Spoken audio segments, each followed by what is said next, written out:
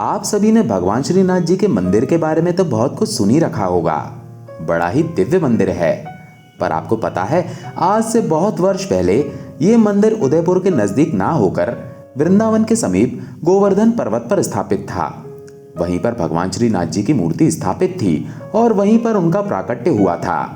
लेकिन जब मुगलों ने उस स्थान पर आक्रमण किया, कहते हैं तब भगवान श्रीनाथ जी की मूर्ति अपने भक्तों के साथ स्वयं चलकर उदयपुर के नजदीक पहुंची थी। कहा जाता है एक बार भगवान की मूर्ति को ठंड लगने लगी। तब भगवान श्रीनाथ जी की मूर्ति ने अपने पुजारी से कहा, मुझे बड़ी जोर की ठंड लग रही है, ऐसा कोई उपाय करो जिससे कि मुझे ठंड लगना शांत हो जाए। तो पंडित जी विचार करने लगे क्या किया जाए।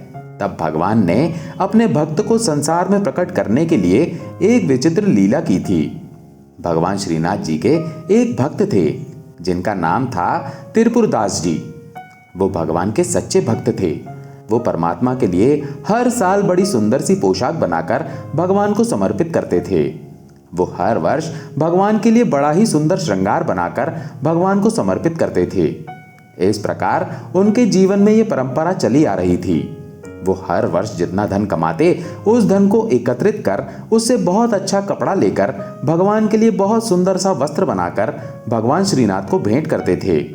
लेकिन हर समय एक जैसा नहीं रहता है, समय में परिवर्तन आता है। भक्त त्रिपुरदास जी के जीवन में भी परिवर्तन आया।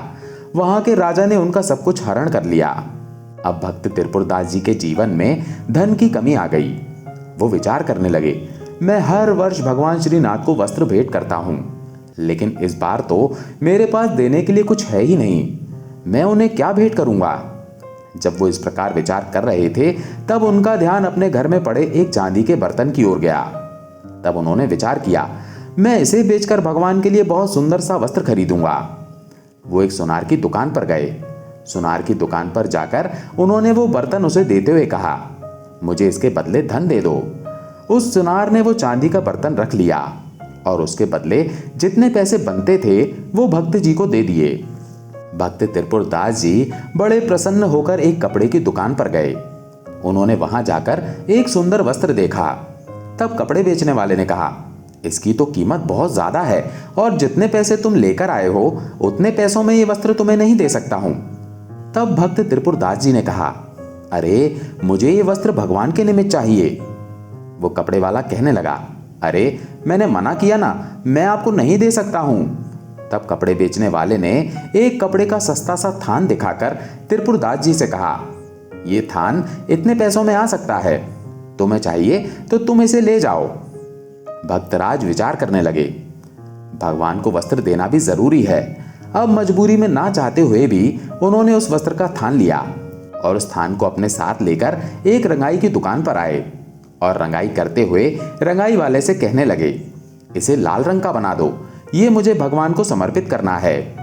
जब रंगाई करने वाले ने उसे लाल रंग का बना दिया, तब वो उसे अपने घर लेकर आए और अपने घर पर भगवान के समीप रखते हुए कहने लगे, हे नाथ, वैसे तो मैं हर वर्ष आपके लिए बहुत सुंदर वस्त्र बनाकर आपको भेंट करता था, लेकिन इस बार तो मेरा सारा धन यहाँ के राजा ने हरण कर लिया है। मेरे पास तो कुछ है नहीं, अब आप इसे ही स्वीकार करना। इस प्रकार परमात्मा से बातें करते करते उन्हें निद्रा आ गई। जैसे ही उनकी नींद खुली, उन्हें पता चला कि उनके घर के बाहर भगवान श्रीनाथ जी का कोई भक्त आया है। वो उसे अपने घर में लेकर आए, उससे बातचीत की और पूछने लगे, कैसे आना हुआ है। तो वो कहने लगा, मैं तो काम से आया था, सोचा आपसे मिलता हुआ चलूं और आज शाम को वापस लौट जाऊंगा। तब भक्त त्रिपुरदास जी ने उससे कहा, अगर मैं तुम्हें एक काम कहूं तो क्या तुम मेरा एक काम करोगे। वो कहने लगा, अरे आप तो भक्तराज हो, आप जो कहोगे मैं करने को तैयार हूं। तब भक्तराज ने उसे वो कपड़े का थान देते हुए कहा, इसे ले जाकर श्रीनाथ जी के मंदिर में समर्पित कर देना। तब वो व्यक्ति कहने लगा, अगर कोई पूछेगा मैं कहां से लेकर आया हूं तो क्या कहूं। तब भक्तराज रोते हुए कहने लगे, अरे वहां जाकर मेरा नाम नहीं बताना, नहीं तो भक्त विट्ठलनाथ जी इसे भगवान को समर्पित कर देंगे और मैं नहीं चाहता कि यह भगवान को समर्पित हो, क्योंकि मैंने हर वर्ष भगवान को सुंदर सुंदर वस्त्र भेंट किए हैं और इस बार ऐसा वस्त्र मुझे भेंट करने की इच्छा नहीं थी। पर मैंने सोचा मेरा नियम न टूटे, इसीलिए मैं आपके हाथों इसे वहां भेजना चाहता हूं। आप इसे जाकर कोठार में जमा करा दीजिएगा। अब भक्तराज की बात मानकर वो व्यक्ति उनसे कपड़ा लेकर जैसे ही मंदिर में आया, मंदिर के कोठार में पहुंचकर उसने वो वस्त्र कोठारी को देते हुए कहा, किसी भक्त ने भगवान श्रीनाथ के लिए ये वस्त्र भेजा है, जैसा आपको उचित लगे आप इसका सदुपयोग करना। अब कोठारी को तो जानकारी नहीं थी। उसने जैसे ही वो लाल वस्त्र देखा वो समझ गया कि इसकी ज्यादा कीमत नहीं है। उसने उस वस्त्र को जमीन पर बिछा दिया और उस वस्त्र पर भगवान के अन्य वस्त्र रख दिए। अब ये बात किसी को पता नहीं थी, पर एक दिन जब भक्त विट्ठलनाथ जी भगवान श्रीनाथ का श्रृंगार कर रहे थे, तब श्रीनाथ जी ने कहा, हे भक्त विट्ठलनाथ जी, मुझे बहुत जोर से ठंड लग रही है और इस ठंड के कारण मुझसे बैठा नहीं जा रहा है। आप कोई ऐसा उपाय करो जिससे कि मेरी ठंड शांत हो जाए। तब भक्त विट्ठलनाथ जी ने मूर्ति के समीप आग जला दी। तब भी भगवान की मूर्ति ने कहा, अभी भी मेरी ठंड शांत नहीं हुई है। तब भक्त विट्ठलनाथ जी ने शहर से बहुत कीमती कीमती गर्म कपड़े मंगा दिए, पर गर्म कपड़े पहनाने के बाद भी भगवान श्रीनाथ जी की ठंड शांत नहीं हुई। तब भक्त विट्ठलनाथ जी ने पूछा, हे नाथ, आज आप कौन सी लीला कर रहे हैं? मुझे तो कुछ भी समझ नहीं आ रहा है। आप बताइए, ऐसा कौन सा प्रयास किया जाए जिससे आपकी ठंड शांत हो जाए?